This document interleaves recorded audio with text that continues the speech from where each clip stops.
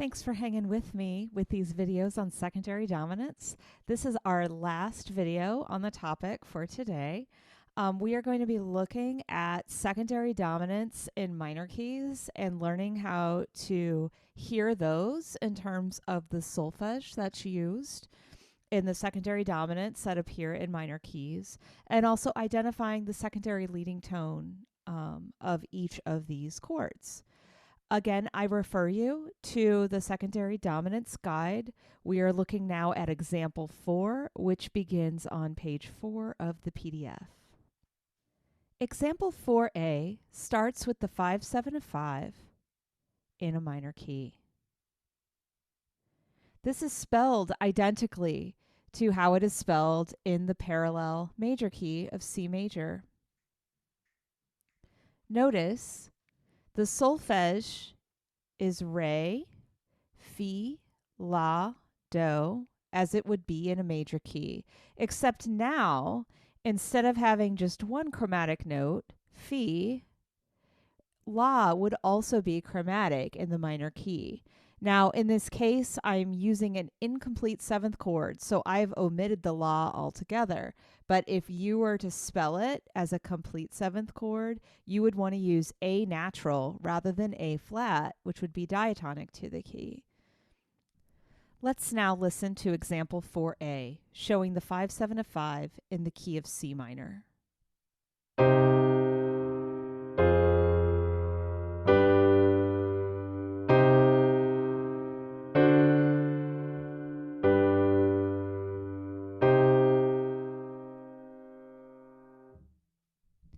As we did when we went through example 3, I'm going to have you sing the part that uses the chromatic note.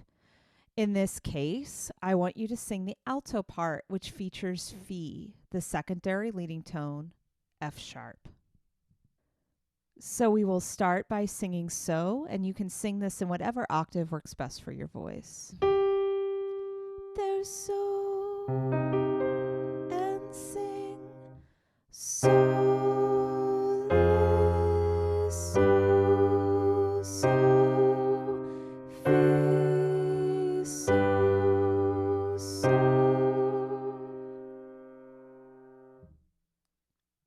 Now turn your attention to example 4b. This example tonicizes the 7 triad, the subtonic triad, which is a major chord built on te. Notice that the solfege for this one has just one chromatic note. The root is fa, in this case F, which we see in the bass. La is the chromatic note. Normally, in a minor key, the diatonic note would be A flat or lay, but here we are using the raised form, which is a chromatic note, spelled here as A natural, and we see that appearing in the alto voice. Do is the chordal fifth, appearing here in the soprano, and me, the chordal seventh, appears in the tenor. Let's listen to what this sounds like when we tonicize the subtonic triad.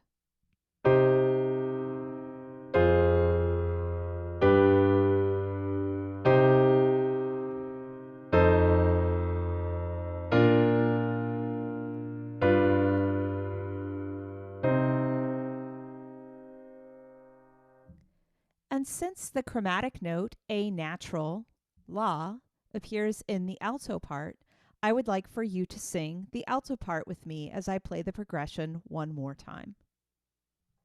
Notice that in the first measure, when we get A flat, we will use lay for that solfege. But when we get to the third measure with the A natural, we need to sing la. This one starts on so. Sing with me the alto part.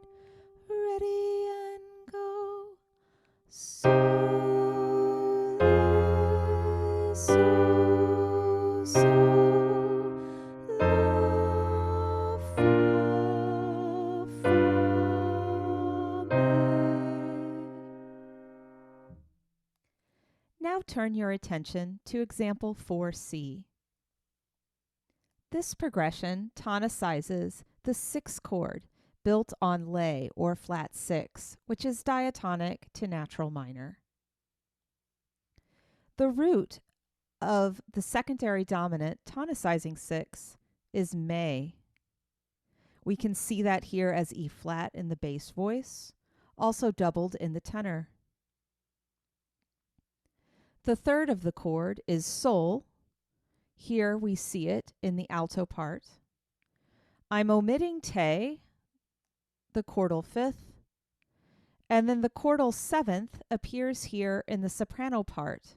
This is the chromatic note in the 5/7 of 6.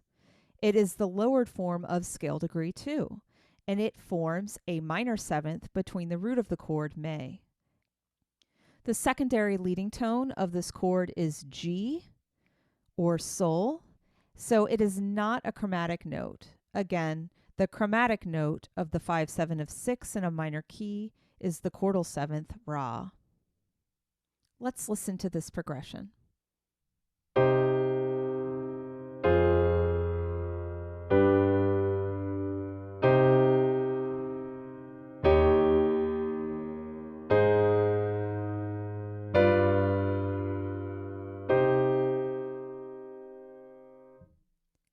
And now I would like to invite you to sing the soprano part in whatever octave works best for your voice, so that we can practice singing the Ra as it occurs with the 5/7 of 6.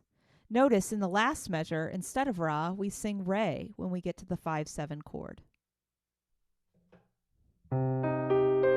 The soprano starts on Do and sing. Do, do, ti, do, ra, do, re, do. Turn your attention now to example 4D, which features the 5/7 of 4. Notice here that the solfege syllables are identical to the 5/7 of 4 used in the parallel major key. We have do, mi, so, and te. However, unlike when we're in a major key, instead of te being the chromatic note, mi is the chromatic note, because normally we would expect may in a minor key. This here is spelled as E natural, and it occurs in the tenor part. Let's listen to how the 5/7 of 4 sounds in a minor key.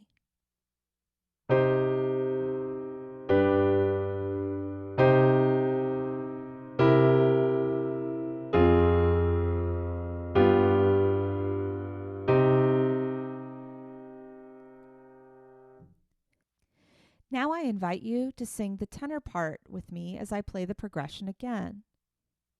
Notice the resolution of the secondary leading tone is frustrated. So instead of mi going to fa, we are going to have mi jumping down to do, frustrating the leading tone.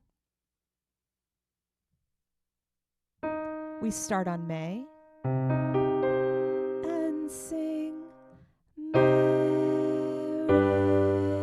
re, mi, do, ti, do. The final example we're going to listen to uses the 5/7 of 3. This is example 4E.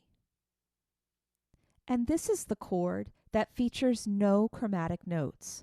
It is the only secondary dominant that is completely diatonic. The solfeges we associate with this chord are te, re, fa, and lay.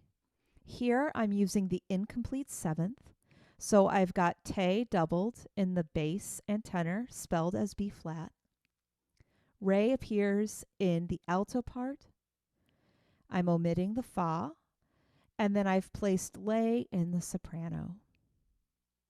Let's listen to this progression that uses the 5/7 of 3.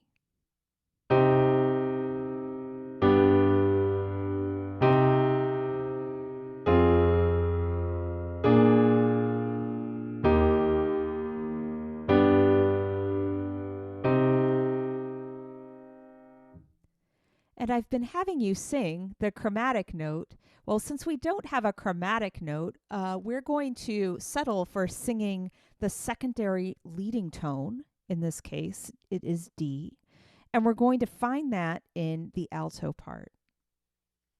Unlike some of the other examples where I've frustrated the leading tone, here, since I'm using an incomplete seventh chord for the secondary dominant, I can resolve that leading tone in the satisfying way where it goes up to the tonicized note. In this case, we have re tonicizing may. Sing the alto part with me in whatever octave is best for your voice. Starting on May, ready and go. May, re, may, fa, re, may.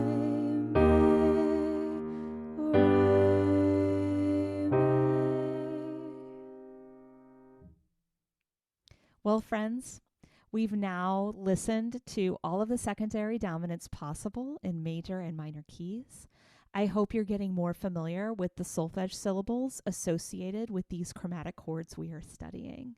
What we're going to do tomorrow is dig into some analysis and get to listen to these chords in musical contexts. I also have some audio examples we'll be listening to, rocking out to, in our synchronous session.